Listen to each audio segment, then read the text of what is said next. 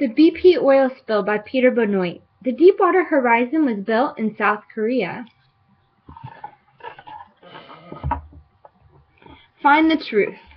Everything you are about to read is true except for one of the sentences on this page. Which one is true? True or false? No one survived the Deepwater Horizon explosion. True or false? The BP oil spill affected more than 8,000 species. Find the answers in this book. Beach closed. Contents. Trouble in the Gulf. What happened to the Deepwater Horizon? Chapter 2, Deepwater Disaster. What problems did the rig have before the explosion? Chapter 3, From Bad to Worse. What caused the oil slick to spread? The Big Truth. Animals in danger. What animals were affected by the oil spill? Rescued sea turtle. Chapter 4, Cleanup. What was done to clean up the oil spill? Chapter 5, After the spill. Will the oil be with us forever? Oil found on shore. More than 33,000 workers and 6,300 boats helped clean up the oil spill. A U.S. Coast Guard crew pulls in a skimmer. Chapter 1, Trouble in the Gulf. Coast Guard firefighting boats tried to put out the flames on Deepwater Horizon with powerful streams of water.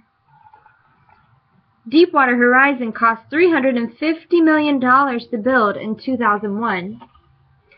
At 9:45 p.m. on April 20th, 2010, an oil rig called the Deepwater Horizon exploded and caught fire.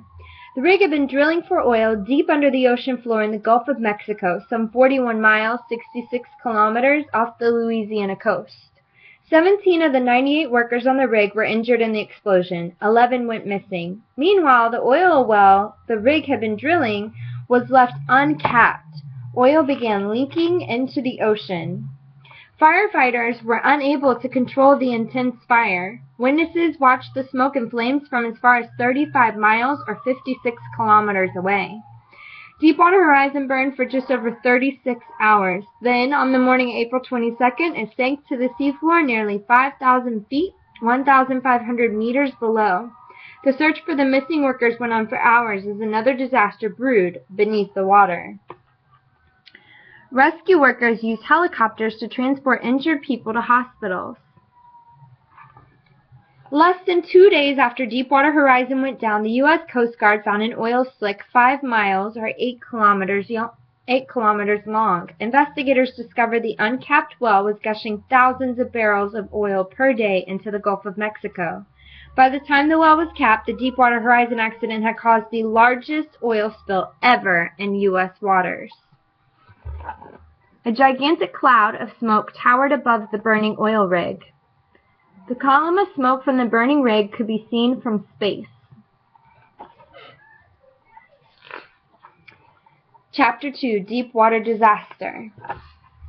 Specially stabilized offshore rigs like the Deepwater Horizon are designed to drill more than 5,000 feet, 1,500 meters below the water surface. Oil products include gasoline, jet fuel, and plastic. The Deepwater Horizon was leased by BP, an energy company, at 396 feet, 121 meters long, and 256 feet, 78 meters wide. The rig could drill 30,000 feet, 9,100 meters into the earth. In 2009, it set the record for drilling the deepest underwater well. But Deepwater Horizon also had problems. The Coast Guard had investigated several fires. After one accident in 2008, the rig even began to tip over.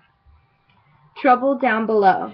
Friction from oil drilling makes the machinery and the super hard tip of the drill called the bit very hot. Workers cool the bit with a substance known as drilling mud. Drilling mud is made of clay, water, and small amounts of chemicals. It helps keep pressure on the hole so gases do not leak out during drilling. Drilling mud is backed up by a blowout preventer, or BOP. Oil rig workers are responsible for keeping drilling bits and other equipment in good condition. A BOP is a device that checks for dangerous changes in pressure around the drill. A blowout is an uncontrolled gas, or fluid pressure. It is one of the biggest dangers faced by oil workers. In late 2010, workers noticed damage to the Deepwater Horizon BOP. It had been leaking fluids at least 3 different times. These fluid leaks can prevent the BOP from working properly, but BP decided to keep using it anyway. The blowout preventer is one of the most important pieces of equipment on an oil rig. A blowout used to be called a gusher. Under pressure, a decision was made to abandon the well and come back for the oil later. This is a common practice for oil drillers.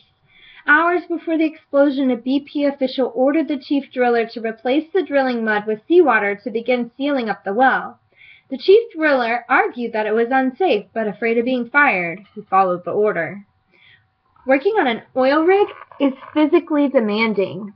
Some types of oil workers are called roughnecks.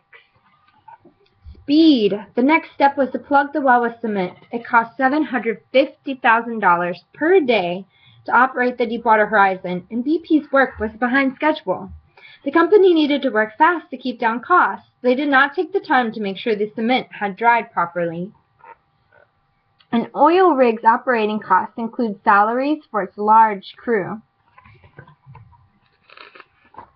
The accident. On the night of the accident, the Deepwater Horizon crew reported a loud hissing noise. A bubble of flammable gas had flown up the tube that surrounded the drill. As it rose, seals meant to keep gases under control burst apart. An explosion rocked the rig. Alarms blared and workers ran for the lifeboats. They had less than 5 minutes to escape before fire roared through the Deepwater Horizon. The Deepwater Horizon crew members had little time to reach lifeboats and escape the blaze. A company called Transocean owned the Deepwater Horizon. Exxon Valdez. Another gigantic oil spill happened on March 24, 1989 in Prince William Sound, Alaska. That day, the tanker ship Exxon Valdez struck an underwater reef and began gushing oil. By the time it stopped, at least 11 million gallons, 41.6 million liters of oil had leaked from the ship. The disaster damaged fishing grounds and killed thousands of animals, including seabirds, seals, and orcas. The effects of the Exxon Valdez oil spill are still being felt today at Prince William Sound.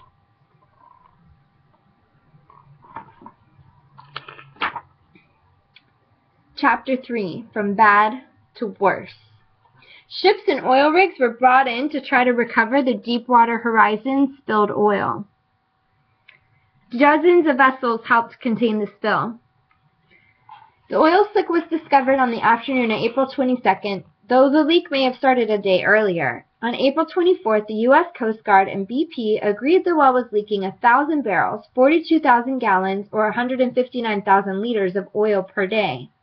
Other experts, however, claimed it had to be more. Soon the Coast Guard's number climbed to 5,000 barrels, 210,000 gallons, or 795,000 liters per day. Oil strikes land. The oil spreads. A weather system with strong winds from the south blew the oil patch far from the leak site. By April 25th, it covered 580 square miles, or 1,500 square kilometers. Just 5 days later, it had grown into a slick almost 7 times as large. Television and internet viewers worldwide watched underwater cameras that showed the black oil gushing into the Gulf of Mexico. This map shows the site of the Deepwater Horizon oil rig and the extent of the oil spill after explosion. So here's the site of the oil rig explosion, and the oil slick is all the parts that are blue, dark blue. As the oil spread, it moved closer to land, where it would affect life along the coast. By early May, the spill threatened the Breton National Wildlife Refuge in Louisiana. This is home to brown pelicans, piping plovers, and many other bird species. The slick also inched toward the Gulf Stream, a powerful ocean current. If the oil reached the Gulf Stream, the current could carry it up the east coast of the United States. Breton became a wildlife refuge in 1904. Cleanup workers set up barriers around Breton National Wildlife Refuge to keep oil out. Oil strikes land. The first week of June, oil washed onto the Louisiana coast and the outer islands of Mississippi, Alabama. On June 23rd, lumps of oil called tar balls darkened the white sand beaches in Pennsylvania. More tar balls appeared at Galveston, Texas, on the other end of the Gulf in early July. Beautiful beaches were spoiled by oily lumps of tar that washed up along the shore. Fixing the leak. Drilling began on May 2nd on a relief well that would intersect with the leaking well. Meanwhile, BP tried to slow the leak. At first, nothing really worked. Then, on July 12th, a cap was added to the broken BOP. Oil flow stopped 3 days later. Finally, in September, a working BOP was installed on the well. On September 17th, cement was pumped into the well through the completed relief well, and the leak was permanently sealed. Robots were used to help repair leaking pipes underwater. The leaking oil formed massive clouds underwater. Animals in danger, the big truth. The BP oil spill hit Gulf Shore ecosystems hard. An ecosystem is a community of life forms and the land and sea conditions surrounding that community. Life forms include plants, animals, fungi, and other living forms and other living things. Ecosystems affected by the spill included those on beaches, the ocean floor, and marshes near the shore. In all, the oil affected thousands of species, including sea turtles, seabirds, many kinds of fish, and a variety of reptiles and mammals. Brown pelicans. Brown pelicans soaked in oil overheat because they cannot stay cool. Oil also gets into their eggs and kills their chicks. Shrimps. Oil absorbed by crustacean species such as shrimps not only harm the shrimps, but could poison shrimp eaters such as birds and people. Sea turtles. Volunteers moved sea turtle eggs away from oily beaches so the baby turtles had a chance to swim safely in clean water. Human costs. The spill also hurt thousands of Gulf state workers. Tourists concerned about the oil canceled plans to visit the Gulf Shore. At Grand Isle, Louisiana, for example, fears about the spill reduced the usual summer crowd from 10,000 visitors to 100. Tourist communities worried that people who went on vacation elsewhere in 2010 might never come back to the Gulf. Tourists spend about $34 billion per year visiting the Gulf Coast. The beaches of Grand Isle are normally filled with tourists, not cleanup workers. Beach closed. Industries that depend on the sea were also severely damaged. The oil spoiled many good fishing areas. Sports fishing, catching wild fish such as shark and tuna for fun, was ruined for the year. The commercial fishers who catch shrimp and snapper for Americans' dinner tables lost a lot of money. It cost shoppers around the country, too. Prices of shrimps, oysters, and other Gulf seafood rose everywhere. Fishing boats remained docked as oil spread through the Gulf of Mexico.